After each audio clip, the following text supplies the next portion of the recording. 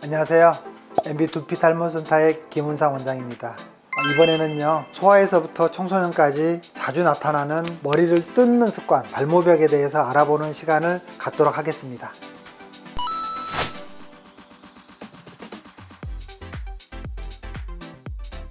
발모벽이라는 것은요, 본인도 모르게 불안감과 또 스트레스로 인해서 습관적으로 잡아 돌려서 뽑는 행동인데요, 그 영역 안에서 이제 탈모 증상들이 나타나게 되어 있습니다. 그래서 한쪽에 좀 치우쳐서 나타나는 경우가 많습니다.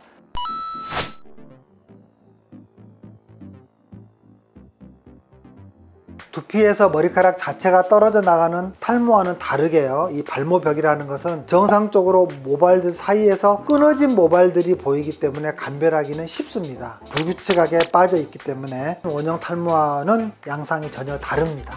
그리고 또한 일반 탈모처럼 전두부랄지 또는 어떤 정수리 부분의 특정 부위가 아니라 주위에까지 예측할 수 없는 부분들의 부분 탈모가 있기 때문에 감별은 쉬운 편입니다. 그러면서 특히 그 청소년이나 소아 애들에게 틱 증상 같은 거, 운동틱이나 음성틱, 예를 들어서 이런 거 있죠. 또는 다리를 떤다거나 손을 떤다거나 이러한 틱 증상 같은 것들을 동반하는 경우가 많습니다.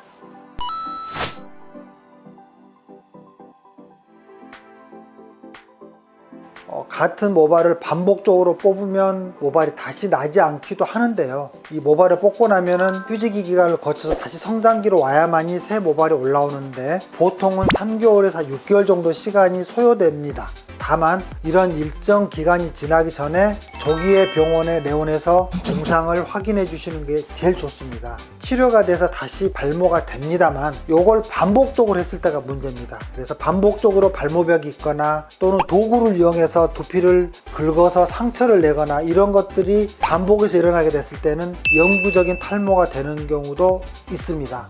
그렇기 때문에 각별히 주의를 하셔야 합니다.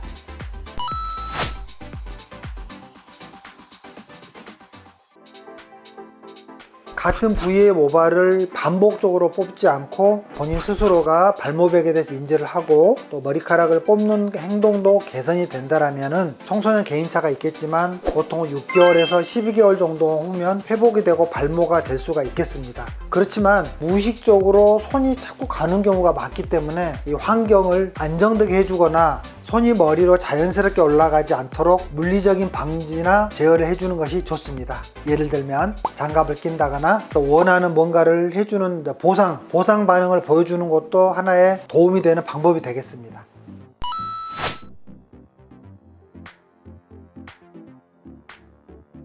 습관처럼 머리카락을 잡아 뽑는 과정에서 모낭의 손상이 계속 진행이 될 수가 있습니다. 만약에 이러한 상태를 방치를 하게 된다면 영구적인 탈모로 이어질 수가 있겠습니다. 하지만 이러한 모든 것들이 무의식적으로 이루어지면서 또는 환경 속에서 정서적인 속에서 문제가 동반했을 때 또는 어떤 선천적으로 발달 장애랄지 또는 주의력 결핍 장애랄지 또는 틱 증상 등을 이런 동반한 소아 청소년 정신과적인 문제를 동반하는 경우가 많이 있을 수 있습니다. 그렇기 때문에 소아 청소년만 보기보다는 가족 상담을 필수로 저는 시행을 하고 있습니다. 그리고 그러한 행동들을 혼낸다거나 야단치는 것은 결코 치료에 도움이 되지 않기 때문에 서로 방법을 찾아보는 방안에 대한 교육도 같이 해주었을 때 성공적인 치료가 가능하다고 봅니다.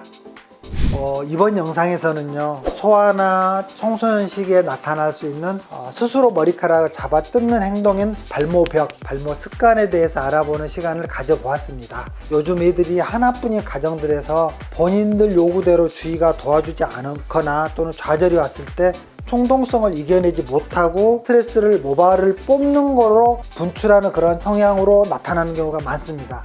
그래서 아이 스스로가 발모 습관을 개선하겠다는 의지를 가지도록 가족들이 그러한 심리 상태를 도와주는 쪽으로 이 치료 방향을 병행해 주실 것을 꼭 권해드립니다.